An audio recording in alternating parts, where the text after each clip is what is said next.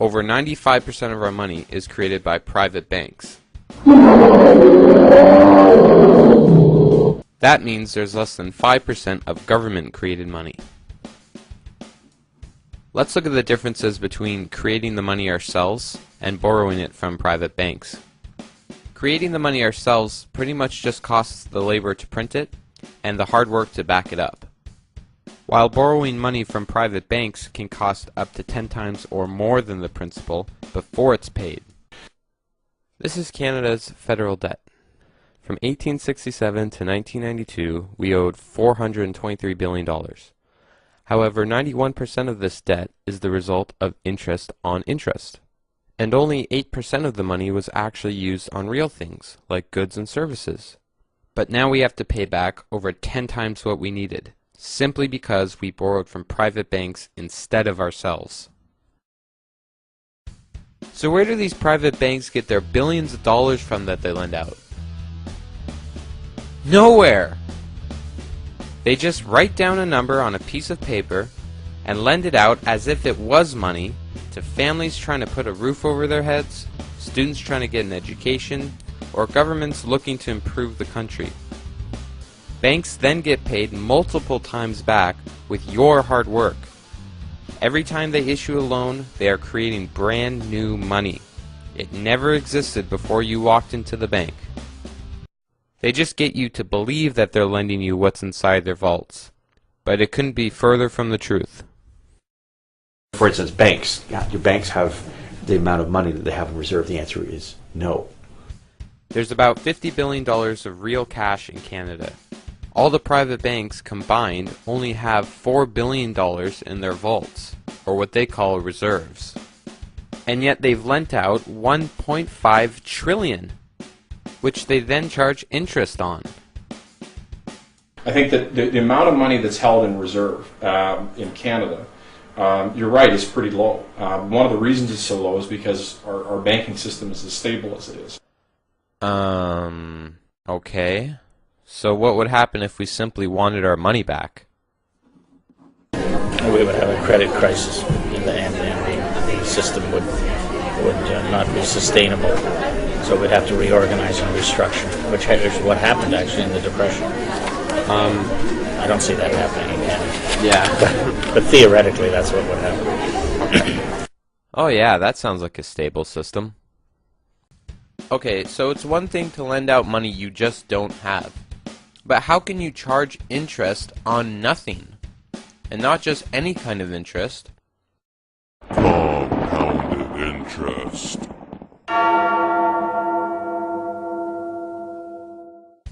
Here's a fun way to explain the difference between regular interest and compounded interest.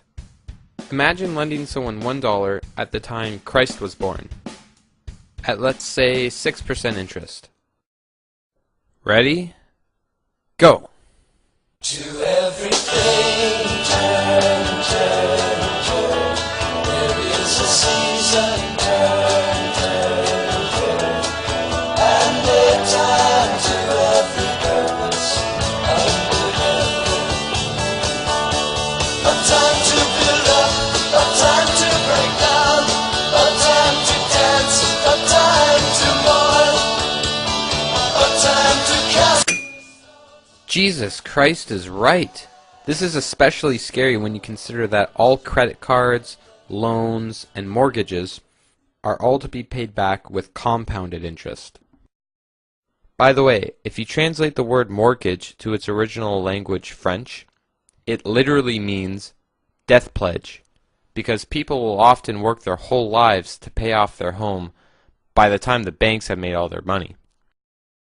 Interestingly enough, the French Canadians use a different word for mortgage called hypothèque, probably because no one in their right mind would sign up for something called a death pledge. Could you imagine?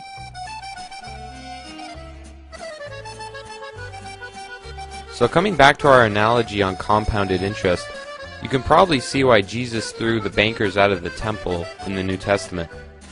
And look what ended up happening to him.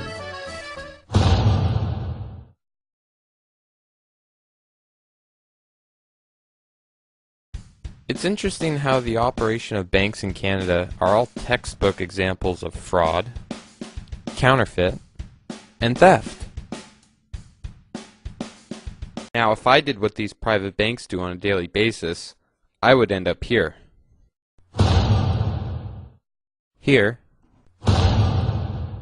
Or maybe here. So how come the banks can break the law, but no one else can? Well, it's technically not breaking the law when our elected officials create bogus legislation like what's contained in the Bank Act. It says that banks can lend out as much money as they want without having to have a single dollar. In 1991, there was legislation passed in the Bank Act that stated that reserve requirements for banks is completely nil. They don't need to have a dollar in their vaults to actually issue out money. Yeah, I don't know if I could agree with you on that.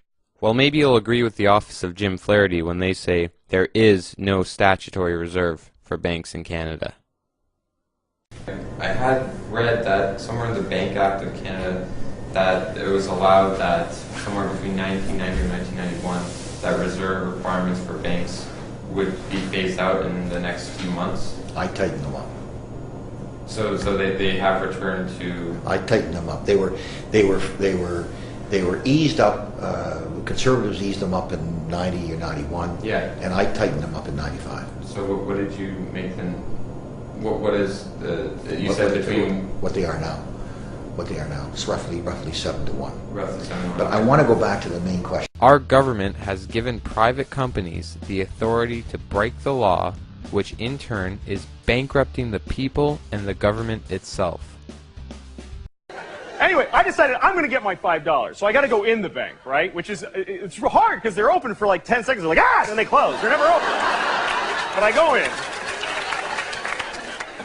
I get to a teller and I say, I want my $5. So she looks at me and she says, you don't have $5. And what happened? She says, we charge you another $15 for only having 5. So now, you know how much I have? I have negative 10. Negative 10. That means I don't even have no money. I wish I had nothing, but I don't not have any money. I don't have it. I can't afford something that doesn't cost anything. I can't afford it. If somebody goes, hey, it's free, take it. I can't afford that. That costs nothing. That's more than I need $10 to be broke. So on a daily basis, how much exactly are we spending on this pointless debt? That's right. According to Statistics Canada, both federal and provincial debt combined, we're paying $160 million each and every day, or $60 billion every year. Let's put all this into perspective. The largest counterfeiters in Canada produced $3.5 million and were sentenced to 5 years in prison. The largest bank robberies in Canada, committed by the Stopwatch Gang, stole about $15 million and got 16 years in prison. As a result of borrowing from private banks, $160 million goes missing every day, and no one even gets fired. Let's take a look at Canada's debt by the billions. In 1998, both federal and provincial debts combined, Canada's debt was $840 billion. Since then, the governments have used $750 billion tax-paying dollars to knock this down to. This is a direct result of what happens when you continually borrow compounding interest loans from privately run banks. In fact, this sounds a lot like the Bible when it says that the rich rule over the poor, and the borrower is the slave of the lender. And as you can see, any deficits our government runs realistically turns into that number times much more. Which is also why we create such awesome things like GST and HST. I know some of you may be asking, why on earth would the government keep digging themselves a hole of debt to get out of debt? Well, obviously you don't come from Canada.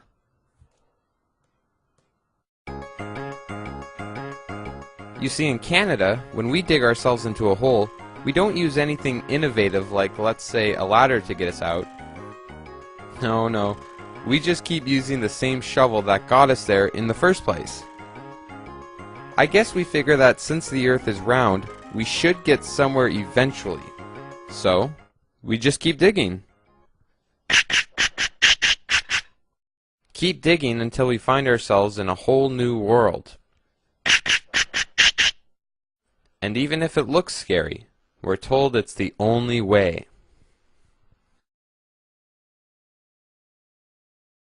Is there, would you say, a fundamental problem? Is there an underlying problem in the monetary system, or is this the way it should be? No, I don't think there's an underlying problem in the monetary system. The credit is a good thing. Okay, well, how's the rest of the world doing then?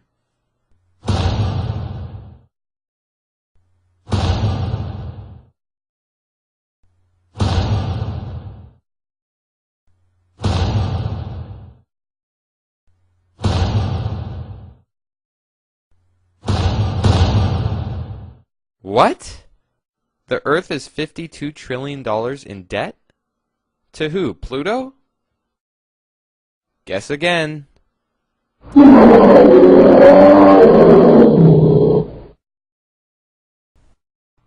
Once a nation parts with the control of its currency and credit, it matters not who makes that nation's laws. Usury once in control will wreck any nation. Until the control of the issue of currency and credit is restored to government and recognized as its most conspicuous and sacred responsibility, all talk of the sovereignty of Parliament and of democracy is idle and futile. Who are you? Well, I was only the 10th Prime Minister of Canada. Whoa. Well, you definitely won't hear any of our current politicians say something nearly that profound. Yes, and now I'm ironically on the $50 bills. That sucks, man. Tell me about it. Well, that's just one Prime Minister of Canada's thoughts on money. No big deal, right? The privilege of creating and issuing money is not only the supreme prerogative of government, but it is the government's greatest creative opportunity. The government should create, issue, and circulate all the currency and credit needed to satisfy the spending power of the government and the buying power of consumers. By the adoption of these principles, the taxpayers will be saved immense sums of interest, money will cease to be master, and become the servant of humanity. You too, Lincoln? For once, someone listened to what I said. Sorry, I just never read those statements in any school textbooks before. I made it clear that my greatest accomplishment as being president was that I killed the bank. And yet I too am ironically on the face of everything I was so passionately against. And then the private banks put your faces on their corrupt money? No offense, guys, but that's incredibly disgraceful. Especially after being assassinated. I'll say. I managed to escape. Right here, buddy.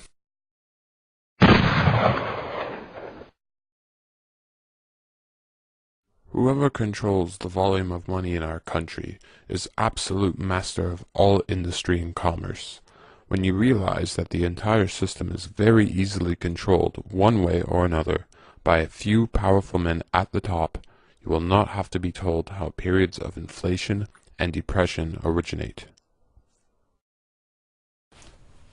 Hey Garfield, weren't you president for only like 4 months? Well, I was killed shortly after making that comment. So it is the Bank of Canada who's responsible for printing our dollars, but they don't do the actual printing themselves.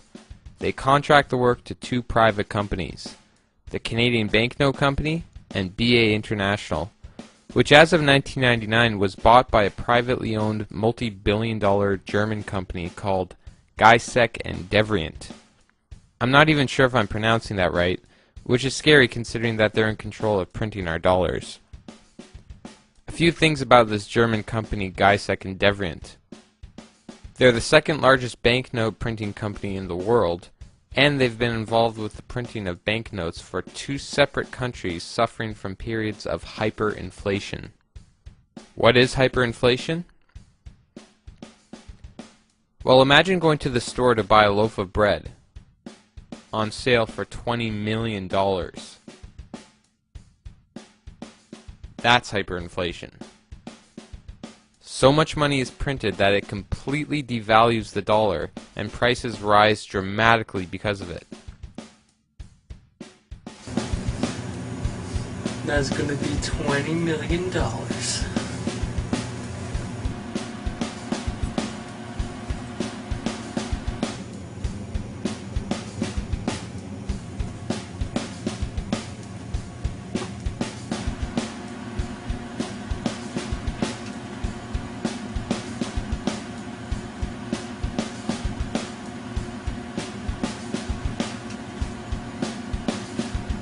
Okay, there's $20 million. Whoa! What are you, a bank or something? Here's a coin commemorating Germany's hyperinflationary period in the 1920s, where it's inscribed that a single glass of beer was worth $4 billion. Hyperinflation had destroyed the German dollar so much that people were actually using money as wallpaper. And who is getting paid to print all the ridiculous amounts of money this whole time?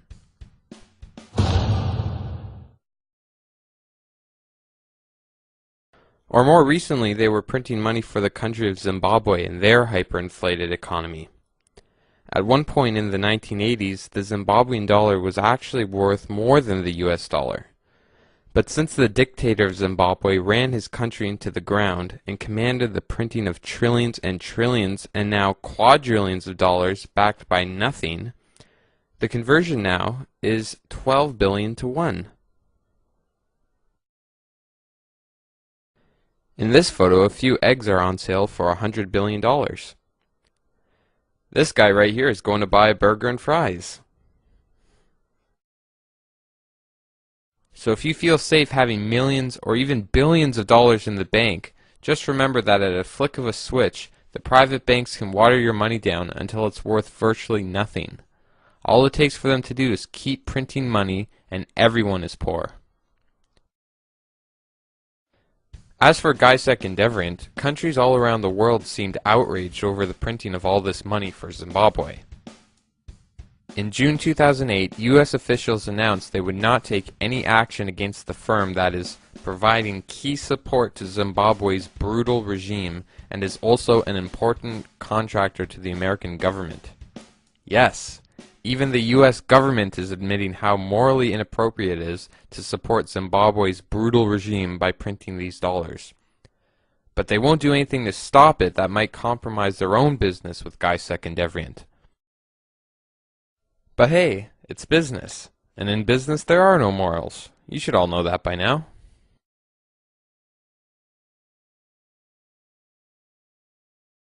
But on July 1st, 2008, after only a few years since Zimbabwe's hyperinflation started to snowball, Geisek and Devrient finally decided they would no longer print banknotes for Zimbabwe, after their own government of Germany officially told them to stop. The point is that Canada should never have let something as important as one of its banknote printing companies to have been bought by foreign companies who support racist dictators. And the excuse to save money is ridiculous when you recall the $160 million every day the government allows to go down the drain. I'm just wondering if there should be like an institution that the Bank of Canada owns that's job is to print money. And well, that would be that would make more sense, yeah. Let's try to recap everything we've learned so far. The Canadian government creates the phony laws necessary to give banks the power to create and manage money for the hard-working people of Canada, apparently for our benefit. However, the money that's created by these private banks is made and backed by nothing, and attached with compounded interest. It's then lent to teachers, students, workers, and families who now have to pay back the banks what was made from nothing many times over with hard work. This creates a debt-based economy, since the majority of money that now circulates was created from a mortgage or some other kind of expensive loan. When an employer pays an employee, it's not actually money, but someone else's debt. In other words, we're trading debt, not money. Okay, so you wouldn't be for creating a debt-free money system? No. Would a debt-free money system be good for the country or no? No, it wouldn't. It wouldn't. I think we'd be better off without a public debt. What's wrong with everyone? Have they all lost their minds? In that sense, is a debt-free or debt-based money system, is that healthy for Canada, do you think? Healthy in the short term, because the alternative is that if you try to balance the books today, you will in fact tip the scales very much in favor of a depression and deflation. Thank you. Well, luckily for Canadians, we have a way to fix these problems very easily. The reality is the Bank of Canada has, by legislation, the ability to make whatever money is needed, to loan money to the Government of Canada without interest.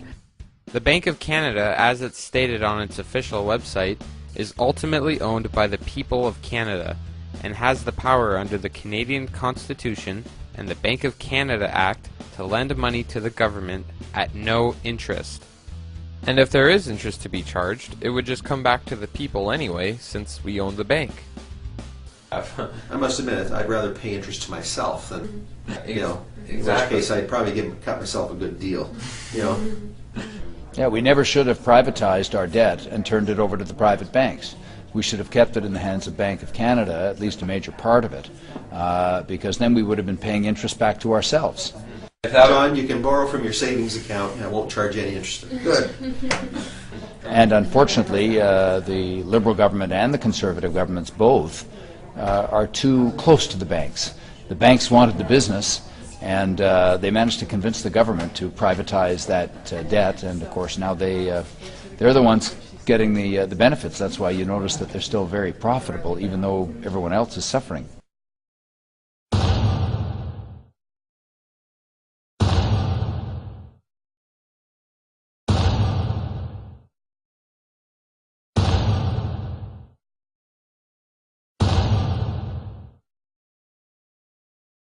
Here's a rough example about how money in Canada should work. The Canadian government realizes it needs money to help make the country work. So it creates the Bank of Canada, whose sole task is to create and manage money for the people. The government then creates what's called a treasury bond, which is simply an IOU, a piece of paper promising to repay the amount of money that it borrows. This IOU is then given to the Bank of Canada, who then creates the money the same way private banks do, out of nothing. But since it's owned and operated by the people of the country, there's no reason to charge any interest. The government can now distribute the money, which creates jobs. The people can now pool some of their money together and pay off the debt owed to the Bank of Canada, the People's Bank. After the first payment or so, since the Bank of Canada will have to pay its workers and fulfill its job to regulate money, our tax dollars will inevitably circle back into the country, so no new money is required to pay off the debt. And since there is no compounding interest, the debt will never grow, and we'll be able to pay it off very quickly.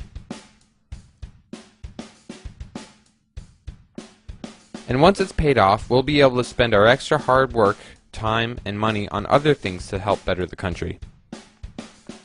I don't need to hear the lecture. I know all of this stuff. Okay, well... Sorry, don't mean to be rude, but I don't, just ask me your question. Okay, well... And I'm not that knowledgeable on monetary policy, and the Green Party policies have not moved into have not yet adopted the monetary policy that some of our members would like, which is one which would say we should get rid of the loans that we owe commercial banks and transfer that to the Bank of Canada and pay it off with a Bank of Canada loan and then cancel the debt. Well, Well, they both seem to know a lot about the monetary system to me. And yet last October in 2008, when the central topic in the federal election was about the economy, we made a decision to give priority to an issue dominating the news and people's concerns these days, the economy. So there will be an expanded debate on that. not one single mention was made from any one of the parties about the monetary system, even from the ones who clearly knew about it. But if we go back to the 2006 federal debate, no one would shut up about the $100 million missing from the sponsorship scandal Paul Martin was involved with. But when $160 million goes missing every day, it's no big deal. Look, this is a mutual problem that every party should agree on fixing, and yet in the most important broadcasted debates prior to our elections, it's not even mentioned once. So coming back to the Bank of Canada, is there really any logical reason why we don't use it? What would make the government want to borrow money from private banks instead of the Bank of Canada? It should deal with the Bank of Canada, period. That's coming from a former finance minister and later prime minister. Let's compare that to Paul Martin, who shares the exact same titles. Does the prime minister or president of either Canada or America have the ability to create debt-free money? Absolutely. Absolutely, okay. Because I was reading a quote but by... you got to ask the question, why don't they? Why don't they? Right. Why don't they? Because it's inflationary. Because it'll drive inflation through the roof. How's that? Well,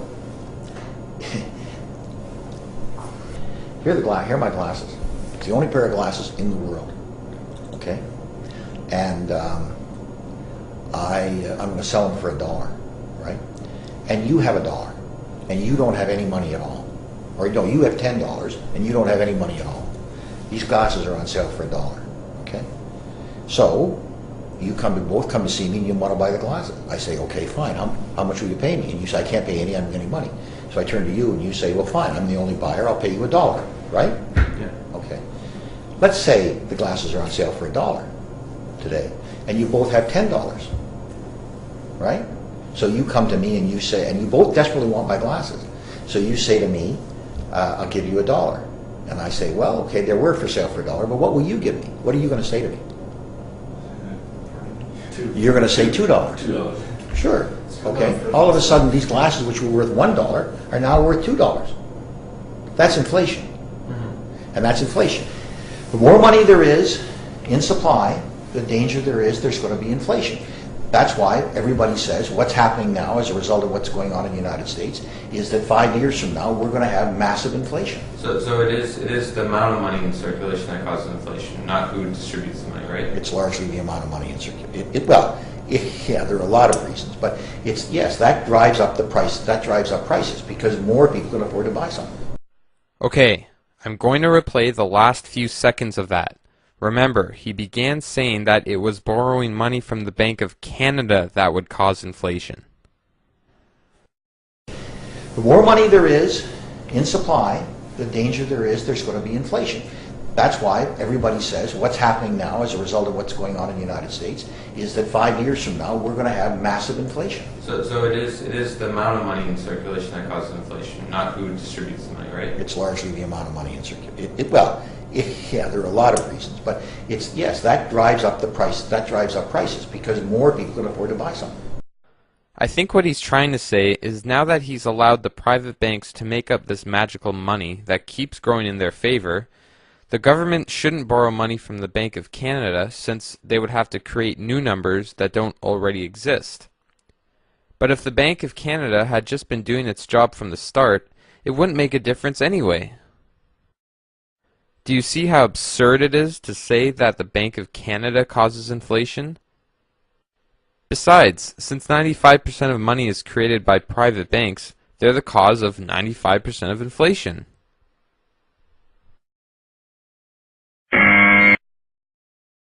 Because of the decisions made by prime ministers like Paul Martin, this is how money in Canada sadly works. When the Bank of Canada receives the Treasury bond, or IOU, from the government, They forfeit their duties to create and manage money themselves and instead hand it over to the private banks. The private banks can now lend their debt-based checkbook money to the government.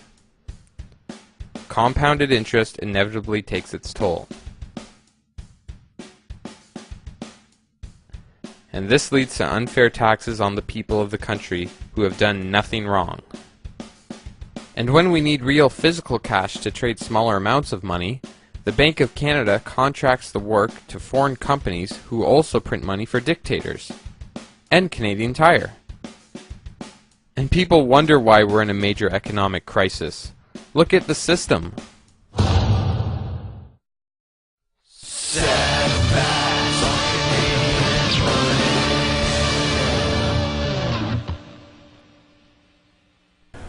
The good news for Canadians is we're slow to get into this slowdown, and we will likely be quick to get out of it because our country basically is solid. We have a highly regulated industry that has been remarkably successful and has an enormous amount of stability and has a lot of federal controls in. We met with the chief economist from the Royal Bank, who said that the States is trying to move towards a Canadian banking system to give it more stability. Is the whole world on stupid pills? This much debt is nothing to be proud of. And now countries around the world, including the United States, want to emulate the Canadian banking system? They're in for a shock. Because the government's in debt, students are in debt, farmers, teachers, parents, artists, everyone. And a wise man once said, "Poverty is the mother of crime." Well, I guess I would look at it a little bit differently because the banks are publicly traded companies, and many of these banks, when you look at pension funds, RSPs, RESPs, things along those lines, the banks make money and then they pay it out to shareholders. It doesn't just, disappear. Well, $24 billion just disappeared from the Canadian pension plan. But that didn't stop David Denison, president and CEO of CPP, and his executives from pocketing millions of dollars in bonuses. Or how about the $40 billion that just disappeared from the Quebec pension company? People like to say, oh, the bad banks, they're making too much money. But it actually, in the big scheme of things, it's a good thing that companies make money. That's how the whole system is based. That's how people's retirements, their investments, that's how it works. So when our banks are doing bad, our pensions are at risk. And when our banks are doing good, our pensions are still at risk. Gotcha. Why don't we just fix the monetary system? I'm sure all the time, work, and trillions of dollars Canadians would save would more than compensate for the banks not screwing everyone over, just to maybe get a pension. And in return, the quality of life for Canadians would improve tremendously. We would have more time to spend with our families, more time for our hobbies, and all the other things we love in life. And if you're a workaholic, you'll be glad to know that you'd be receiving more rewards for your labor since we won't be slaving over usury debts anymore. From what you're saying is that we could have the country that is the most highly advanced country in the world because we wouldn't have it then if we took these issues into consideration and tried to make some changes. That's right. And if your concerns are for the environment or underprivileged countries, imagine the differences you'd be able to make with billions of more tax dollars a year going to that cause. But the reality is we're a sinking ship. So how on earth can we save others if we can't save ourselves? If I were running this country, I think you can pretty much say to the banks, well, we're not paying you back. Like, if you don't like it, you get the f*** out of the country. Yeah. So where am I going with all of this? Well, if we take a look at the preamble from the Bank of Canada Act, it states that the bank exists to regulate credit and currency in the best interests of the economic life of the nation. But since we own the bank, and it obviously isn't operating in the best interests of the nation or its owners, there's clearly a conflict of interest, and this needs to be looked at very seriously.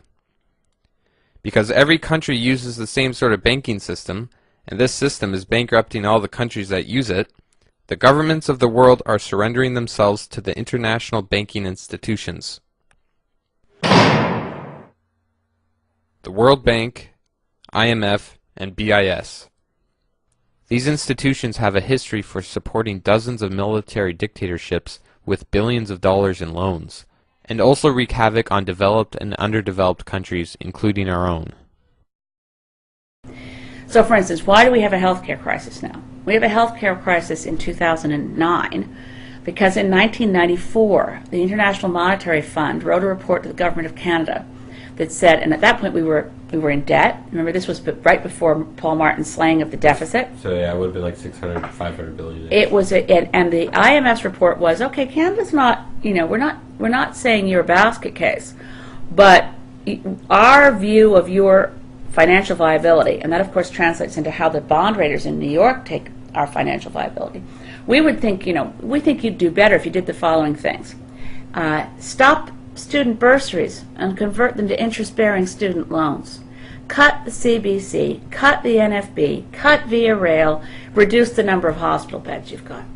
Now, all of those things happened. There was never any democratic debate about it. We lost 20% of our hospital beds in Canada in the year and a half after the IMF report to the Government of Canada. But nobody even really knows it happened. The World Health Organization knows it happened because they've actually done reports on Canada as one of the only modern democracies to have deliberately slashed its health care provision in order to slay a deficit. And it's proven, the World Health Organization studies prove that in doing that, we actually made our health care situation, not only is the health care worse, but the costs of health care went up because people couldn't access timely health care when they needed it before it became a disaster. So, but who was in who actually made those cuts? Paul Martin. We were told by the IMF that certain things should be slashed. Now, why couldn't a government say to the IMF, go fly a kite? Well, simple reason. Once you have indebtedness to a foreign country or foreign banks, and your credit rating really matters. If you drop from a AAA credit rating to a AA credit rating, as you guys know, your interest rates are going to go up on the debt you have. So you'll be spending more and more and more out of the federal treasury or in the provincial treasury. And that's why Bob Rae, by the way, as Premier of Ontario, didn't keep his campaign promises. Didn't keep them because he got to Ontario and discovered that if he did the things he promised, bond raters in New York, anonymous people, nothing to do with Canadian democracy, would make a decision to drop Ontario's credit rating such that any promises Rae was trying to keep would come from a smaller and smaller amount of an available budget, because more of his budget would have to go to paying interest on the debt. So they have you over a barrel. So once you have a debt, particularly to external sources, now why, if you have a debt to the Bank of Canada, it doesn't matter. If you have a debt that is external, that the rest of the world is looking at, how large is your deficit? How large is your debt? How much trouble are you in? I mean, look at the United States right now. It's the biggest debtor country in the world. China holds most of the paper. Despite of all of this, Jim Flaherty, like his predecessors, is bowing down to the World Bank institutions, which will continue to surrender our currency to international bankers, people who none of us have ever voted for. And as we've learned from our own Prime Minister Mackenzie King, once a nation parts with the control of its currency and credit, it matters not who makes that nation's laws. Pope Benedict XVI is calling for a new world financial order. In the third encyclical of his pontificate, Benedict denounced the profit-at-all-cost mentality of the globalized economy, and he lamented that greed brought about the worst economic downturn since the Great Depression. The document, entitled Charity and Truth, was released just hours before the G8 summit gets underway in Italy. And at the G8 summit, the President of Russia presented what he called a united future world currency. He told reporters, "Here it is, you can see it, you can touch it." The Pontiff stressed that he is not opposed to a globalized economy, saying that if done correctly, it has unprecedented potential to redistribute wealth around the world. I don't know how many economics classes the Pope has attended, but I can assure you, these are the kinds of crucial steps necessary to establish a one-world government, which last time I checked conflicts with Canada being an independent sovereign country. In closing, we must regain control of our country's currency from the private banks, both domestic and international. If our governments can make the laws that give away our currency, then they can make the laws that take it back. And while we're at it, maybe the Bank of Canada's logo should finally be changed to a Canadian maple leaf. After all, a good mother knows when to let her child leave the nest. Sorry, Britain. And if we truly love our country and our children, we'll do something now to save them from a life of debt slavery. I mean, you wouldn't want to borrow money from the mafia and leave the debt to your kids to deal with.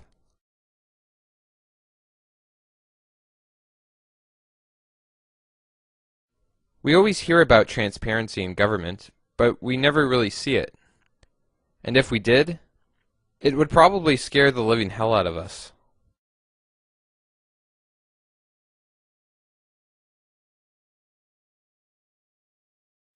How many of you can identify this man? His name is Paul Desmarais, but you can call him the Canadian Monopoly Guy. His family owns and operates Power Corp, one of the largest corporations in Canada. Power Corp owns a dozen companies ranging from financial institutions to newspapers and media, oil and energies, and more, that produce revenues of $24 billion a year and several $100 billion in assets. But his most powerful investments by far are not in world resources, but politicians.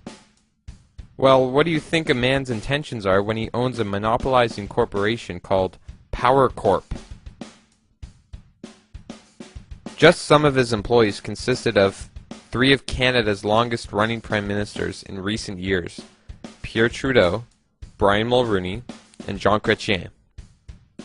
As a matter of fact, Paul Desmarais' son, André Desmarais, now co-owner of Power Corp along with his brother, is actually married to Jean Chrétien's daughter, France. So you can only imagine how close these two powerful families are with many years of history.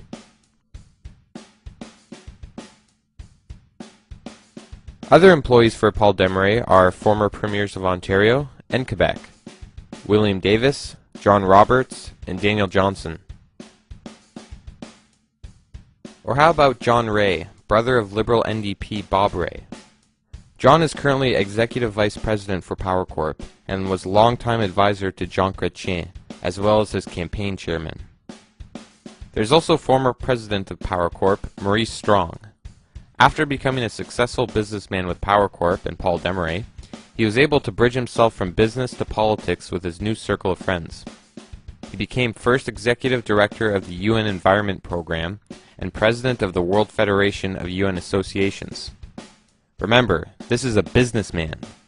Some of Maurice's friends include the likes of the World Bank President, James Wolfensohn, former Vice President of the US, Al Gore, and former Swedish Prime Minister and member of the Global Governance Institution, Ingvar Carlsson. And last, but certainly not least, Paul Martin. Paul became president and CEO of one of Power Corp's subsidiary companies, the Canadian Steamship Line, which was eventually sold to him in the 1980s. During his ownership of the Canadian Steamship Line, Martin changed the flags on the ships in order to operate shell companies in overseas countries like Singapore and the Bahamas, where he could exploit the laws to profit from cheap labor, lower environmental standards, and paying virtually no income tax on revenues of several hundred millions of dollars. After giving his steamship company to his kids, in 2003 he was fit to become Prime Minister of Canada and tell everyone else to pay income tax. And in January 2004, the Canadian federal government revealed that Martin's Steamship Line Company had received over $100 million in federal government contracts, grants, and loans since Martin became finance minister in 1993. This was the same time he was cutting taxpayers' dollars to our schools and hospitals in order to slave the inescapable debt. You can bet with gifts like these, Martin would have to remain pretty loyal to the man who established his family fortune and political success, Mr. Monopoly Man. I mean Paul Desmarais. And how many of you even knew his name? Some of Paul Desmarais' other friends include the Bush family, the Clinton family, and the President of France, Nicolas Sarkozy. When you consider the circle of friends surrounding Paul Desmarais, it's not hard to imagine how government corruption can set in. But it's our government officials who should never be this infatuated with making money and powerful corporate allies. And yet, sadly, we see exactly that. And this is just the tip of the iceberg when you consider these next things. Bilderbergers. Not build a burger, but members of the Bilderberg Group. The Bilderberg Groups consist of some of the largest visible corporate, political, and royalty members of the world. They hold their meetings annually, usually in remote places where there's no media allowed, at least to broadcast what goes on, because there's plenty of members of the media attending the meetings, such as Chairman of the Board of the Washington Post, major media outlet owner Rupert Murdoch, and news anchor Peter Jennings. Some of the other members include Presidents of the United States, such as Bill Clinton and Gerald Ford. Bankers attend, of course, World Bank President Wolfensohn, Alan Greenspan, Chairman of the Federal Reserve, and Timothy Geithner, President of the Federal Reserve, and somehow became U.S. Secretary of Treasury. He looks confused about it too. That would be like the President of RBC becoming our Finance Minister. It just reeks of corruption. Dozens of corporate giants sit in as well, such as the CEO and Chairman of Google, the CEO of IBM, and the Chairman of Nokia and Shell. And who could forget the hard-working royal families? Prince Charles of England and Queen Sophia of Spain. Both go to Bilderberg. And wouldn't you know it, Pierre Trudeau, Jean Chrétien, Paul Martin, and Stephen Harper have also all attended. What is your opinion on these secretive meetings that I hear about of the Bilderberg group that comes time to time in Canada, and they get together I think once a year, random places kind of in the world? Well, I don't like that, and I don't like the Canadian Conference of Canadian Executives, Tom DeQuino being part of it. I mean, they meet in Banff and behind closed doors to sell out Canadian sovereignty by saying, Canadian business is for sale. I don't know why they're meeting in the first place. You can't tell me, they can't. Nobody can tell us why. Maybe they're talking about wallpapering the walls. Who knows, right? Well, they're so secret that I don't like to say in general, I don't think any good comes of meetings that are secret. Democracy really thrives in sunshine, and things that are anti-democratic do best under rocks, right? So if you keep things out of the public eye and they're not accountable, that's concerning. Obviously, if you're negotiating a peace agreement, the doors are shut till you come out. I mean, that's a good thing. But generally, people know what's going on. These meetings are so secretive that nobody knows what's going on. And similarly, the Security and Prosperity Partnership meetings, where the only people allowed in the room are governments and business leaders. That's anti-democratic. I don't like things that are anti-democratic. Bilderberg meetings, have you heard of this? I've heard about them. I don't know what that is. I mean, I've secret society type meetings, and they discuss. I recall one being in a place where I went with a friend in Ottawa. I'm trying to think of the place. Now, it was a hotel outside of Ottawa. Right. Was that just 2 years ago? Yeah, it was actually. I was up there because one of my good friends was getting married. We went to a Neil Young concert that night, and the next day it was all these people were moving in, security and everything. It's the Bilderberg conference. So again, like our previous prime minister, or current prime ministers have attended these meetings and don't really talk about it. Do you think there would be something to be worried about, though? No, not necessarily. I mean, if to put the scenario forward that you're talking about, if the 100 top people in the world invited me to a meeting, do you think I'd turn it down? Probably not. I've never been invited, so naturally I'm suspicious. It's an interesting group, but I can't firmly say that I don't know that I know nothing about it. I mean, I've heard what it could mean. I listen to Richard Serrett from time to time on CFRB at give me a time, 10 o'clock at night. I don't know, but I'd certainly like to learn more about it. But it is apparently behind closed doors. I'm suspicious of those meetings. Were you ever invited or? No, they know my views about it. In 1996, Paul Martin and Jean Chrétien, among other Canadians, attended the Bilderberg meeting held in Toronto King City. The building picked was naturally a $66 million resort, which was then owned by CIBC Bank.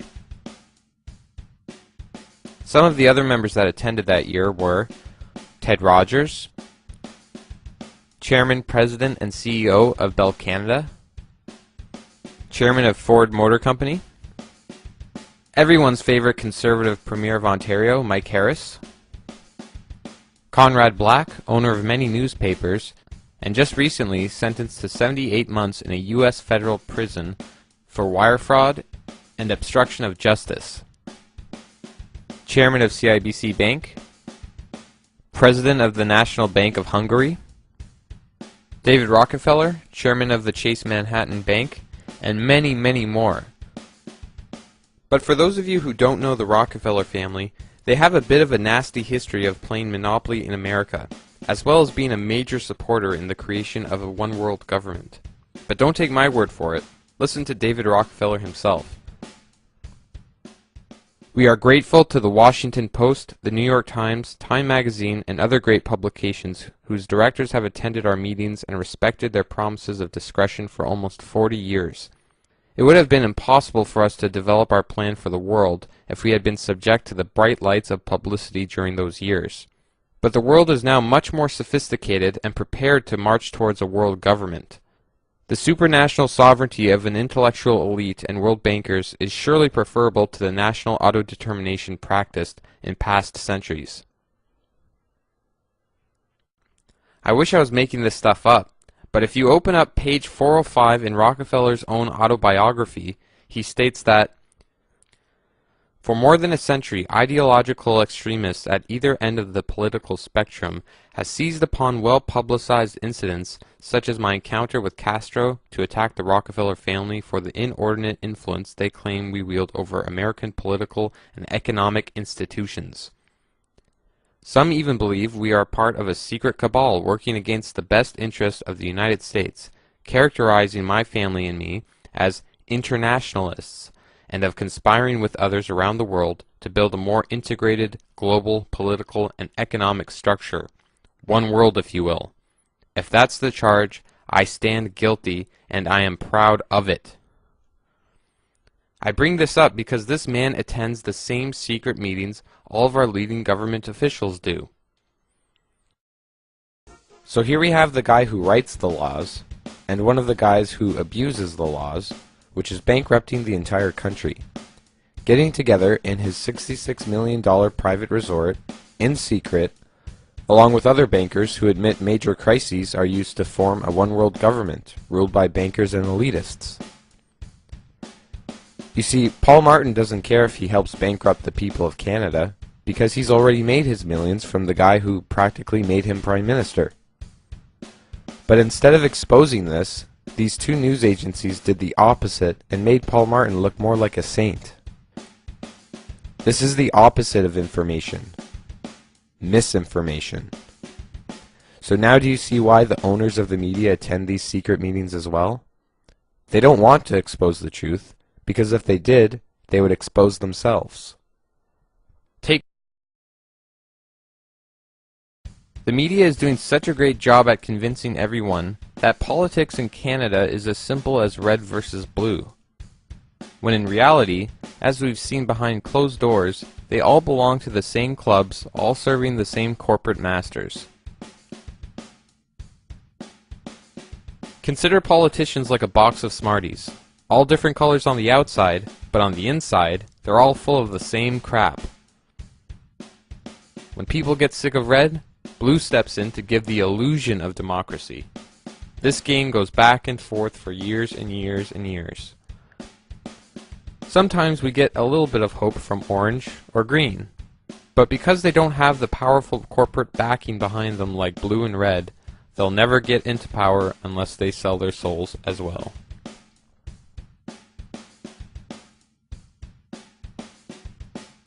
Let me close just one more thing. on this question of sovereignty. It's very difficult for a large country to accept that somebody is going to come in, like the United States or like the Europeans, and is basically going to come in and say, you're not doing your regulation in a proper way. Fair game. But what's going to happen when China and India are economies as powerful as the United States or Europe? And what's going to happen when there's a mortgage meltdown in India? What's going to happen when a Chinese hedge fund goes under? And that the results of that tsunami don't stop at the Chinese or the Indian border, but that in fact you find them in Idaho and Iowa and California. Who's going to deal with that? Unless we're prepared to understand that in fact we're all going to have to give up a little bit of our sovereignty in order to make the world work. I hope that that also is something that the G20 comes to deal with. So those are the issues that I've got to deal with. I think that we are really at the beginning of a very different era. 1944, the great minds of the world, Dexter White, John Maynard Keynes, and a bunch, essentially laid the foundations for the Bretton Woods institutions and the United Nations. And they built a system which functioned for over 50 to 60 years. I think that it's time to renew that vision. A very different world than one that they did, of independent nation states who simply came together but could ignore essentially what was going on inside those countries. That day is over, thanks to Alan Locke. I think we've got to take it one step further. And we've got to say that, in fact, countries have responsibilities to their neighbors. And their neighbors are in every nook and cranny of the world. And I believe that that is going to become the debate of our generation. And it's one that I'm very happy to share with you. Thank you very much.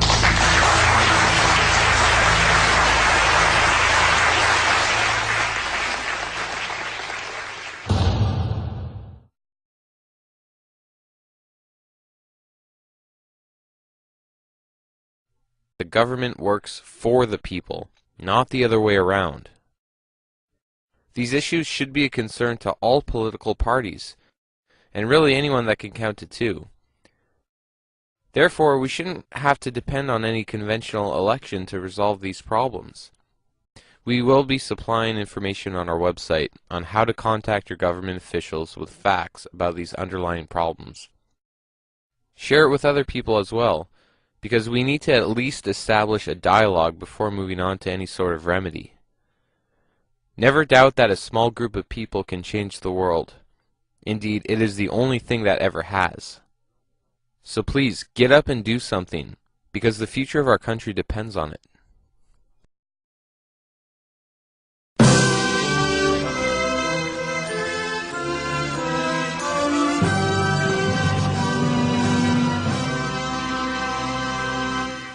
Oh, Canada, abroad and sold out land.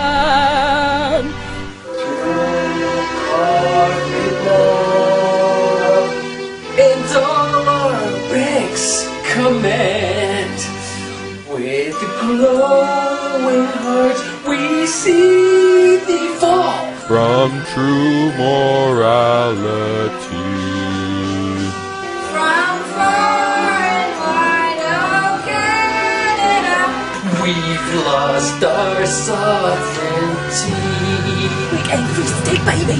God keep our land.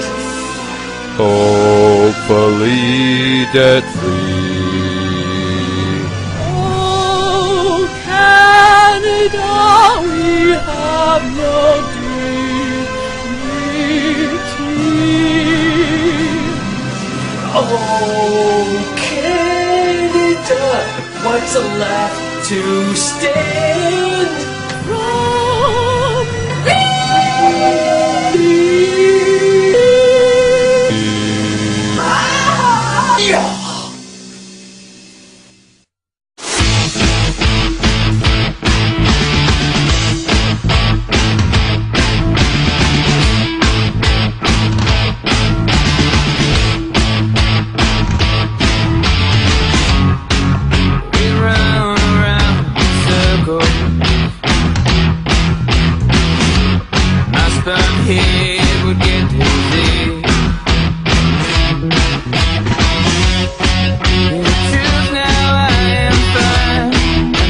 sifting through your mind, and never find it.